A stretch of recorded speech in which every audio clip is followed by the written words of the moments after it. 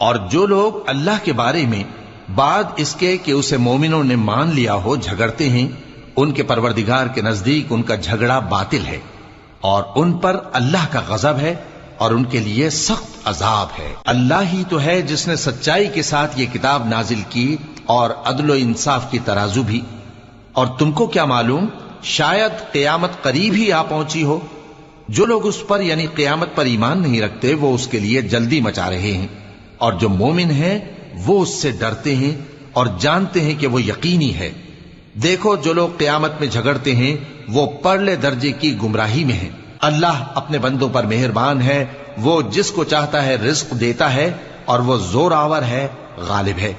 جو شخص آخرت کی کھیتی کا طالب ہو اس کے لیے ہم اس کی کھیتی میں اضافہ کریں گے، اور جو دنیا کی کھیتی کا طلبگار ہو اس کو ہم اسی میں سے کچھ دیں گے، اور اس کا آخرت میں کچھ